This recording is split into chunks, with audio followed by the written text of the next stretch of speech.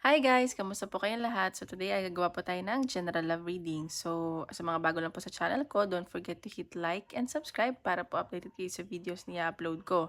At paalala lang po, hindi po lahat ay makaka-resonate. So take what resonate at leave what doesn't. At sa mga gusto magpa-private reading, message lang ako sa Facebook, nasa description box below, okay? So tingnan natin kaninong energy kayo makukuha natin ngayon.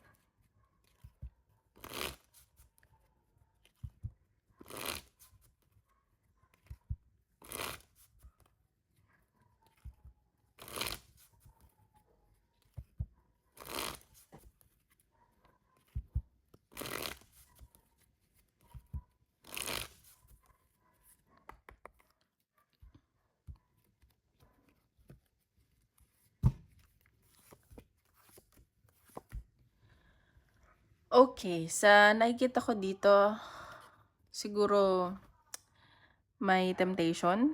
At sa nakikita ko, one of you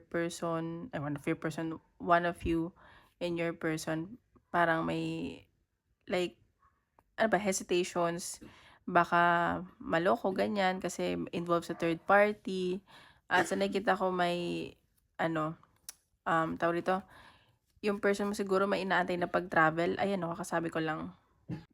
And sa ibang story naman, meron dito siguro, ano ba 'to, boss niyo ba 'to or nakakataas sa inyo? Sa nakikita ko, parang siguro 'to may ano 'to, may mga parang single father na sa sense ko at feeling niya nabe-betray niya yung mga anak niya dahil sa'yo, ganyan. So, medyo nai-stress siya pero pinapakita niya strong yung personality niya. At sa nakikita ko gusto niya ng peace of mind kasi siguro may inaantay siyang travel. Magkikita ba kayo? Ayan. So, biglaang travel 'to. Ayun yung nasa sense ko. Tingnan pa natin.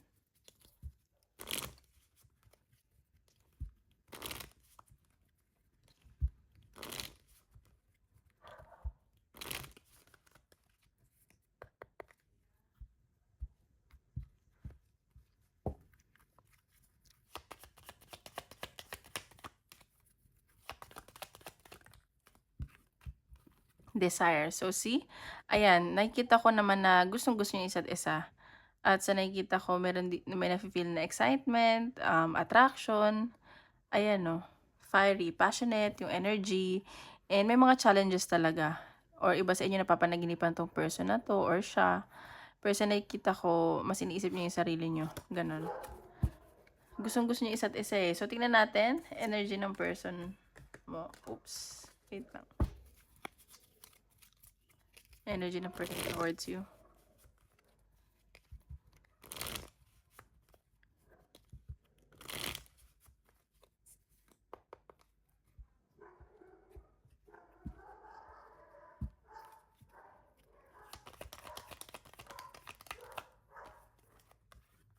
Okay, Four of Cups. So, may nakikita ko ditong panghihinayang. May pagsisisi 'tong person mo at nagme-meditate siya, nag-iisip-isip siya. Ayan, oh.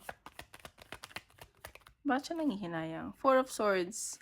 Ayan, so medyo down ang energy ng person mo, nalulungkot siya, gano'n. At sa nakikita ko parang broken-hearted. Queen of Wands. Pero sa nakikita ko, kakasabi ko lang, attracted 'tong taong 'to sa'yo. At tawag dito, very passionate. Hindi man siya gano'n kaganda or kagwapo, pero sa nakikita ko, mabait, gano'n. Grabe yung strong yung attraction niyo sa isa't isa. Page of Pentacles. So, sa nakikita ko, loyal naman 'tong person na 'to sa'yo. Pero may ano siya, parang may pinag-iisipan dito, may ina-analyze. Siguro nga LDR kayo, ganyan, at busy siya, and hindi pa okay yung finances niya, gano'n. So, yun ang gusto niya, maging okay muna yung finances niya. See? Knight of Wands, dalawa yung lumabas. So, ayan, nag-e-enjoy tong taong to sa'yo. Wait lang, guys. Ayan, masaya to kapag kausap ka or kasama ka. Ayan, nasa sense ko. At sa nakikita ko din na feeling niya destiny na magkaroon kayo ng connection, magkita kayo or magsama kayo. At may nakita akong changes na possible na mangyari sa inyo. And it's divinely guided. Destiny to. Ayan, so may new beginning. Siguro may nag-end na cycle sa inyong dalawa. So, Ayan, may mangyayaring new beginning sa inyo. 6 of Cups. So, namimiss ka nitong taong to. Okay? At nag-iisip-isip siya. At sa nakikita ko, this is someone from the past. Iniisip-isip ka niya. Alam mo yun. 8 of Swords. So, sa nakikita ko, he or she feels restricted. And hindi siya makamove on. Nahihirapan siya. Stuck siya sa connection nyo. Ayan, 10 of Wands. Nahihirapan din to kasi ang dami niyang responsibility. At nagko-contemplate tong taong to. Gusto mo niya mapag-isa. So, maybe you're dealing with the air sign, King of Swords.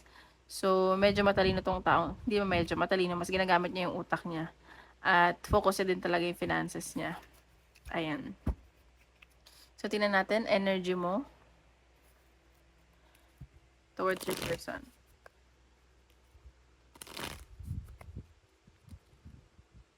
Oops.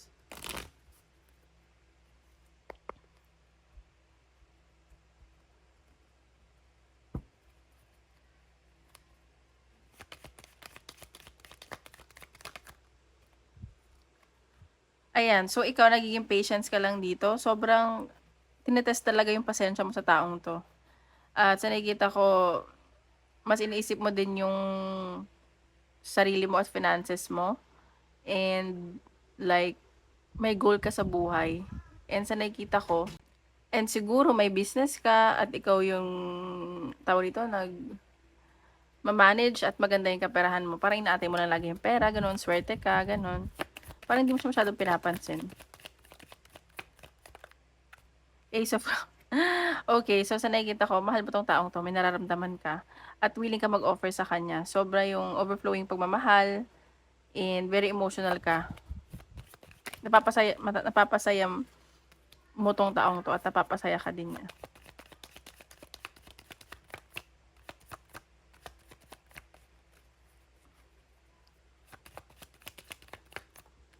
Okay.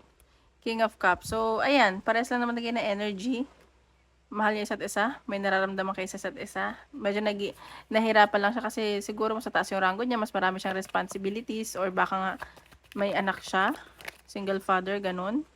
At sa nakikita ko, nag-worry ka din kasi magkaiba siguro kayo ng religion, paniniwala. At sa nakikita ko, feeling mo kasi parang isa sa inyo close-minded. Alam mo yun. Ayan, 7 of Wands. So, ikaw, nagiging protective ka sa sarili mo. Ang daming temptation sa paligid mo, and isa na siya dito. At sa nakikita ko, willing ka naman din mag-compromise. Pero nag-iingat ka pa din, syempre, di ba? Ayan, 4 of Cups. So, parehas kayo ng energy. Siguro may nagtapos sa ending nyo at parehas kayo ng hihinayang. Nag-iisipan kayong dalawa.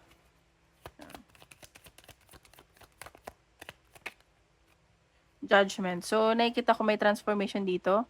At kailangan may ma-realize ka sa connection nyo. Siguro nag-iisip-isip ka din. At parang nagigising ka sa connection nyo. May nare-realize ka dito. The High Priestess. See, pina-follow mo yung intuition mo. At sa nakikita ko, mas iniisip mo yung, parang hindi ka basta-basta gumagawa ng actions or nagsasalita, mas iniisip mo, mas ginagamit mo intuition mo. 10 of Wands. So, parang din kayo nahihirapan. Marami siguro ng responsibilities. At may pag-travel. So, ikaw yung, baka may pag-travel ka, pupuntahan mo siya or siya. At sa nakikita ko, natatakot ka. Baka may tinatago sa'yo, nagsisinungaling, ganyan. At parang nahihirapan din yung, ano ba to, emotions mo. Pero lalakasan mo yung loob mo dito. Okay? So, tingnan pa natin.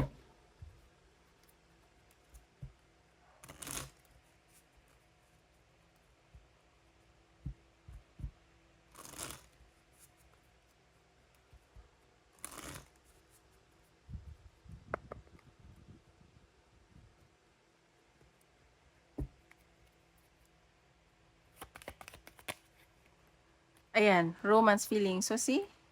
Meron kayong nararamdaman sa isa't isa. At sa nakikita ko, habang tumatagal, lalong ano yun, nagiging strong. Yan pa natin.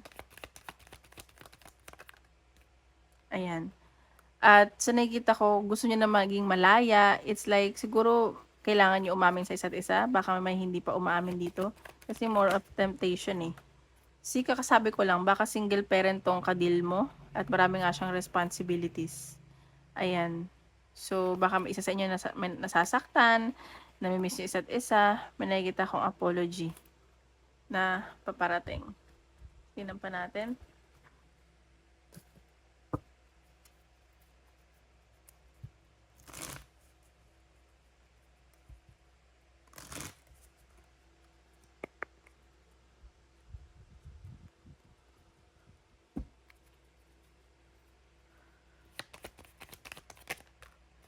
Oh my God. So, baka mauwi to sa marriage or baka maging kayo. Mag-end up na maging kayo.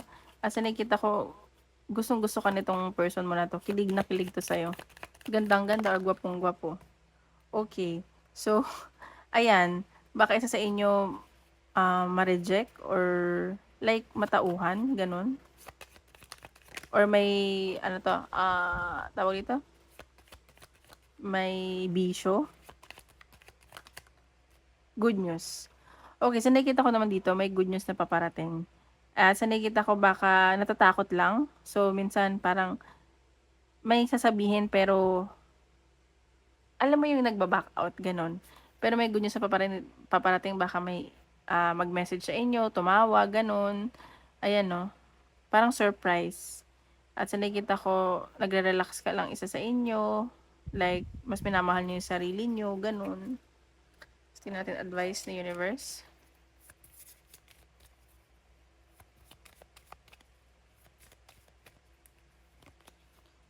Remember to practice self-love. So, ayan, mahalin mo din talaga yung sarili mo.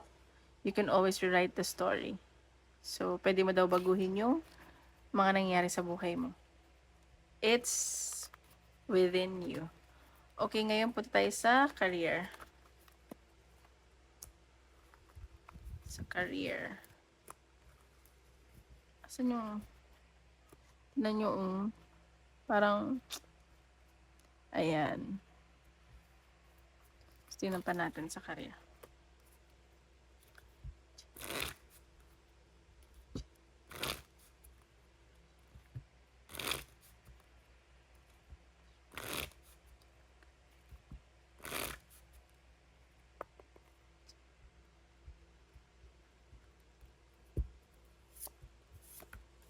Wow, ang ganda naman ito. So, may nakikita akong new beginning sa career. At gagawin mo to para sa pamilya mo. Ayan. So, hindi ka siguro masyadong makikipag-usap. May stress ka. Nai-stress ka na dyan. So, ayun. Mag-ingat ka lang. Challenges lang sa'yo. Siguro, may baka mabetray ka. So, ingat ka lang. Okay? So, tingnan natin. Baka hindi ka masyadong makikipag-usap sa sobrang stress. Or nakikipag-usap dyan. Ay. Setin yung card. Oops.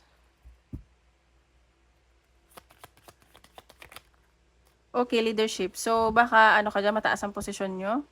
Sa nakikita ko, nire-require dyan na maging ano ka, leader, yung mga gagawin ng mga leader, kailangan malakas ang loob mo, ganun.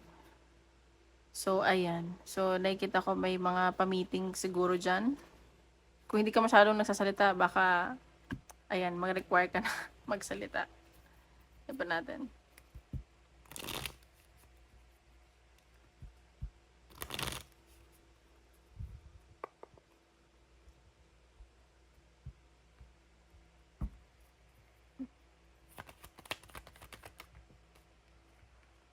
Okay, King of Cups. So, sa nakikita ko, passionate ka sa career mo. Gustong-gusto mo yung ginagawa mo or may isang tao dyan na nagkakagusto sa'yo. Ayan, so marami kang trabaho. Sobrang busy ka. Emotional ka na nga. Busy ka pa. Ang daming work. Ayan, so nag-iisip-isip ka. May pag-travel sa'yo, paparating at new beginning. May transformation ako nakikita. Ayan, so siguro tinetest dyan yung patience mo or ititest dito yung pasensya mo. Yun yung sinasabi dito. At sa nakikita ko, kakalma ka lang. Siguro medyo emotional yung iba sa inyo. Ayan, so parang mapapagod ka lang. alam mo yun, nasasaktan ka, so mapapahinga ka na lang, ganon. Ayan, may panghihinayang dahil sa isang tao siguro to. Siguro madidisappoint ka sa isang tao. Ayan, so, ito sa trabaho mo, babalansehin mo talaga eh. Or binabalanse mo yung mga ginagawa mo dyan. Ayan. Dito siguro nagdadalawang isip ka kung tama, magkakaroon ka ba ng new beginning or may communication. Magdadalawang isip ka mag-travel. Ayan. So, nahihirapan ka din dito. Kasi parang nakikita ko na maikli ang pasensya mo.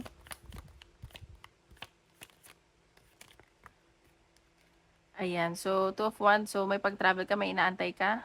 May pinag-iisipan ka dito. Ayan o. Kailangan mo ng collaboration. Magiging okay naman daw yung finances mo. Mabagal lang pero alam mo, may marami sigurong challenges. May mga naman tinatago. Pero sa magiging okay naman. May pag-travel ako nakikita sa inyo. Tignan pa natin.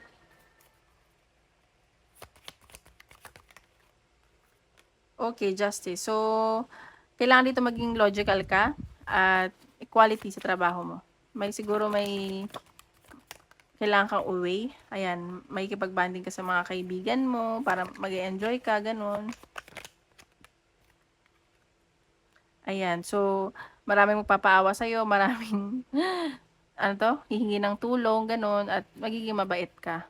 Ayan, so medyo may iba sa inyo matigas ulo. Mag-ingat lang kasi marami kang haters at taong inggit sa'yo. Okay, so tingnan natin advice.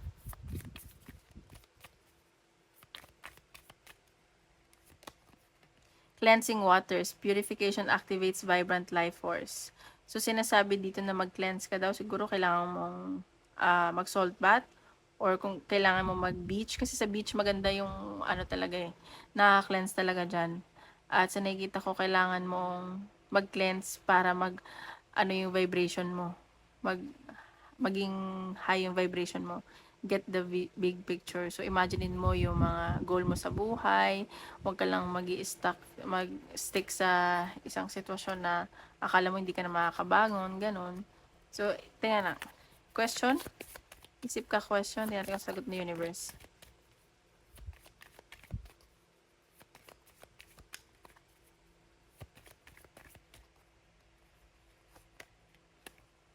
Choose a new direction. Get more information. Take action. Ayan, so remain positive ka rin daw. Okay, tingnan natin all signs. Kung anong napifeel nila towards you guys. All signs tayo, okay? If you're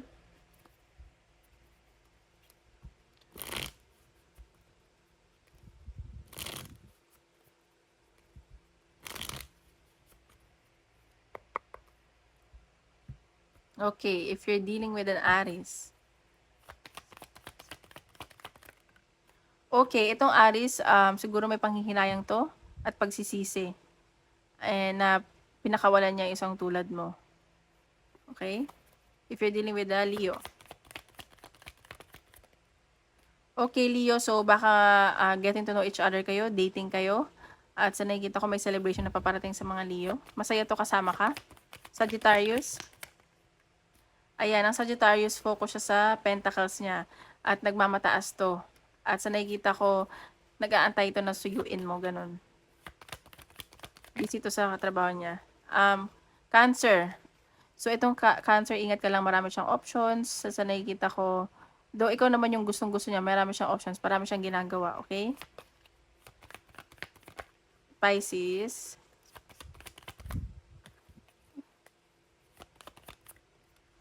Sa Pisces, winiweigh pa niya yung nararamdaman niya sa'yo kasi may kailangan siyang pag-isipan dito.